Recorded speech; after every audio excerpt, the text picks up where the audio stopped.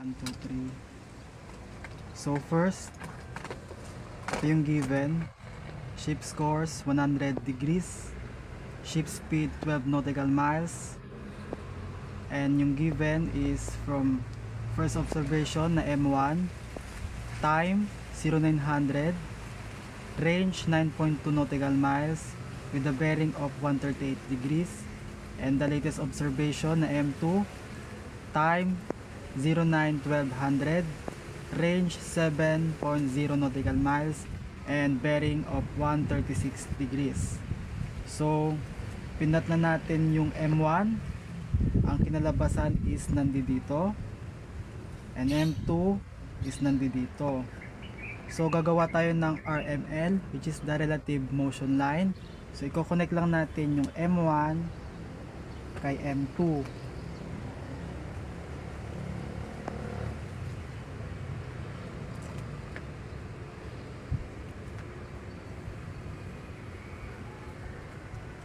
So ito ngayon tinatawag na RML, the relative motion line.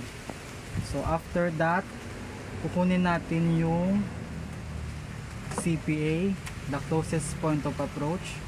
So sa pagkuha ni CPA, ito yung 90 degrees nung RML doon sa barko mo. So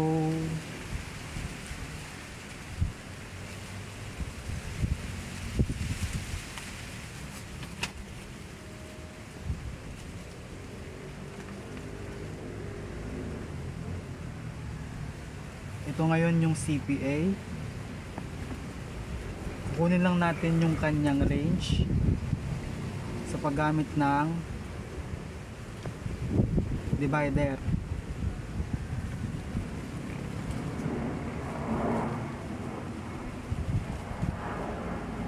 So yan ay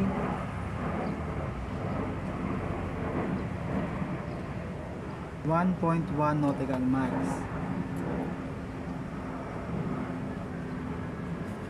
So nakuha na natin si CPA. Kukunin natin ngayon yung SRM or yung tinatawag na speed of relative motion. So sa pagkuha ng SRM,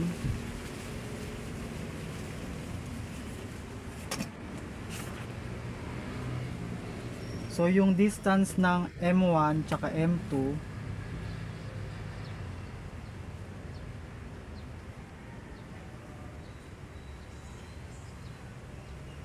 2.2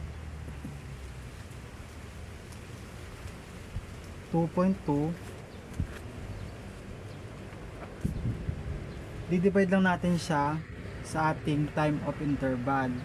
So yung time of interval natin, so i-minus lang natin si 0900 dun sa 0912, which is 12 minutes. Si 12 minutes divide lang natin sa 60 para makuha natin yung kanyang time of interval na 12 divide 60, 0.2.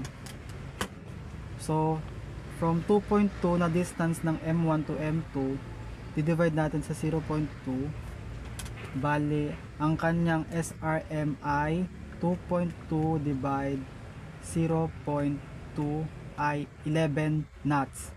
So lagay natin SRM is 11 knots kts. So after natin makuha si SRM, kukunin naman natin si TCPA or time to closest point of approach.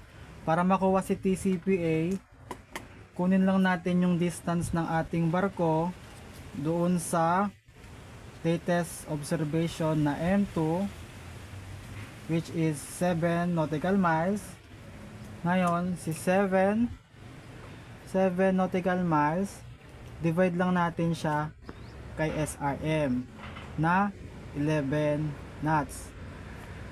So, si 7 divide natin kay 11, makuha natin yung decimal na 0.6364. I-multiply lang natin siya sa 60 para makuha natin yung minutes, which is 38. I-add lang natin siya doon sa oras ng M2 na 0912, So add lang tayo ng 12 yung minutes.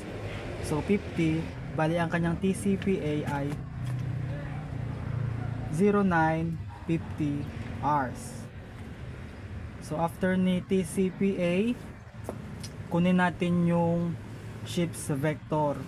So lagyan mo natin ng line yung course, yung heading ng ating barko na 100 degrees.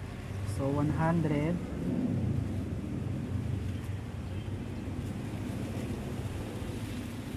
So para makuha yung ship's vector natin, si speed natin na 12 knots, si 12, divide lang natin siya sa time interval natin na 0.2.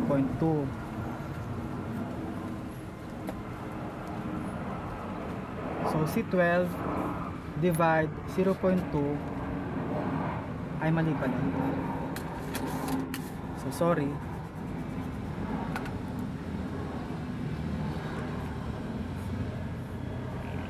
So distance over speed and time. So para makuha natin yung vector, yun yung distance. So nawawala si distance pala, speed times time. So yung speed natin from 12 multiply natin sa time interval na 0.2, 12 times 0.2, ang kinalabasan is 2.4. So yun ngayon yung ating own ship's vector. So maglalagay lang tayo ng arrow doon sa ating heading na 100 degrees ng arrow sa 2.4, which is dito. Yan ngayon yung ating ship's vector. So after natin kunin yung ating vector, ilipat natin ngayon si vector doon sa ating sa M1.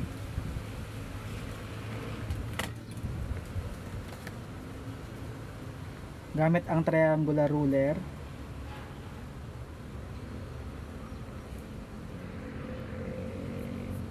Yan, guhitan lang natin. Tapos kung anong sukat nung ating vector, ganun din ang sukat nung paglipat natin doon sa M1. So from 2.4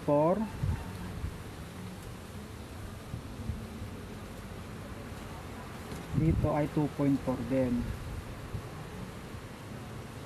So yung intersection niyan, lalagyan natin ng point. Kukonect natin ngayon sa M2.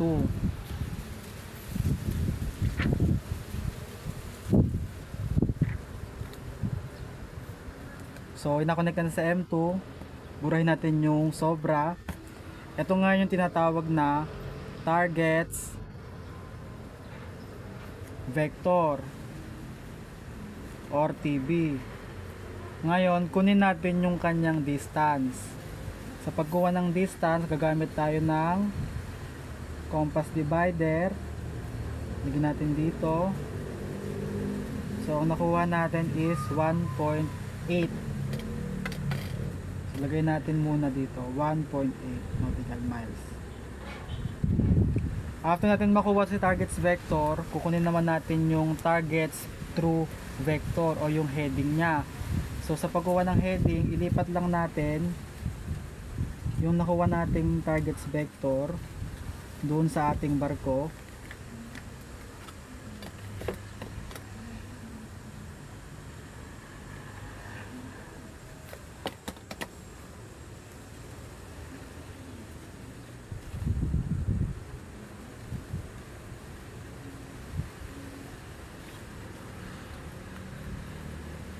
Umuwi tayo ng mahaba.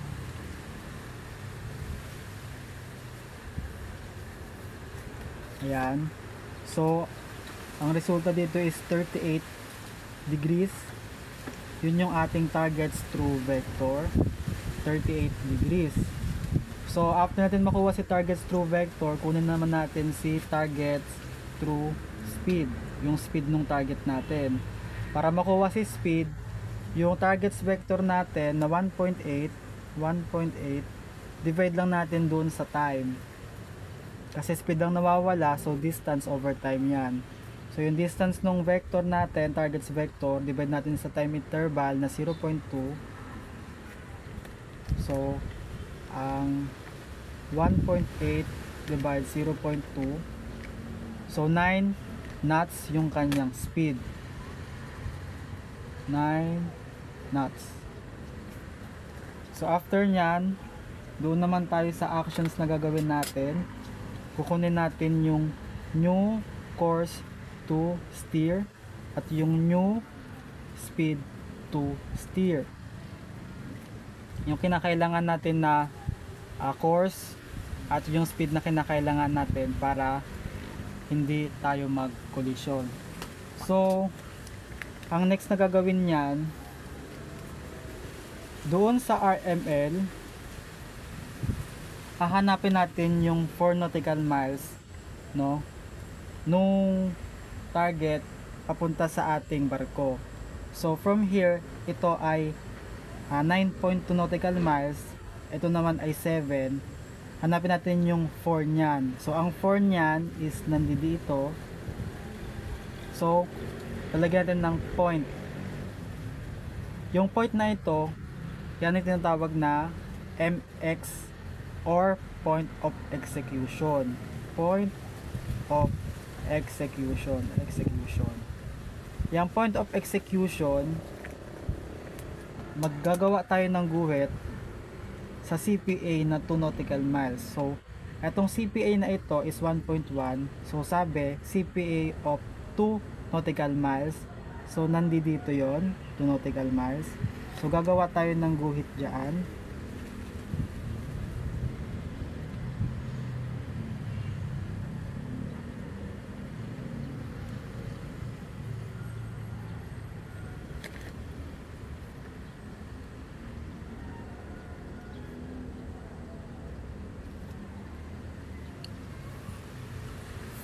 So ito ngayon tinatawag natin na new RML or new relative motion line.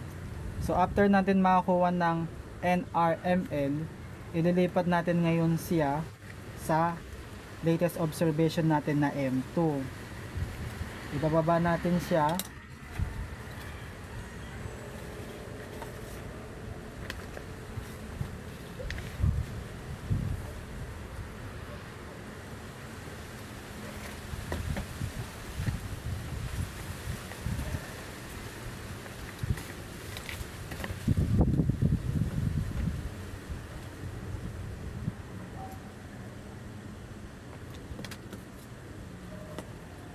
Guguhitan natin kapag nandun na sa M2 pababa.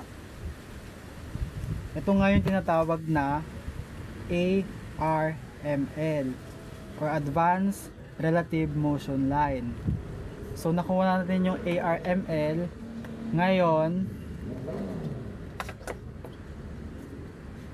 ito si E, ito naman ngayon si R or M1. Itong si E, point E, ilalagay natin, gagamit tayo compass divider, ipupunta natin siya kay R or kay M1. Ngayon gagawa tayo ng arc.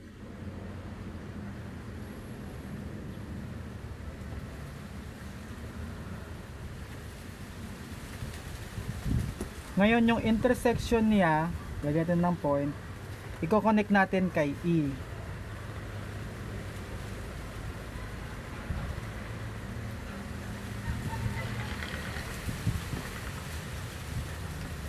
Na-connect na natin. Ngayon, ililipat natin siya doon sa barko natin gamit ang triangular ruler.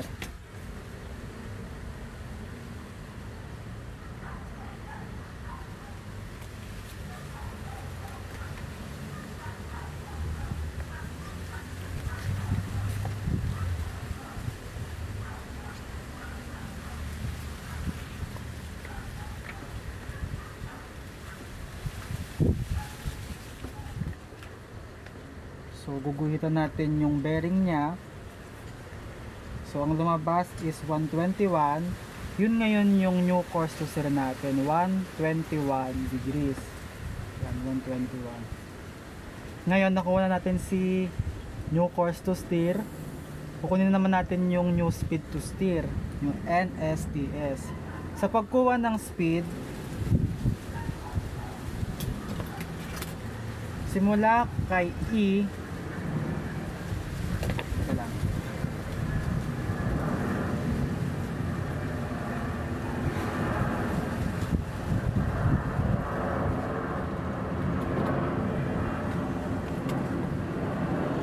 Simula kay E hanggang kay sa intersection niya dito sa gitna, kukunin natin yung distance niyan, which is 1.8. Si 1.8 di-divide natin kay 0.2.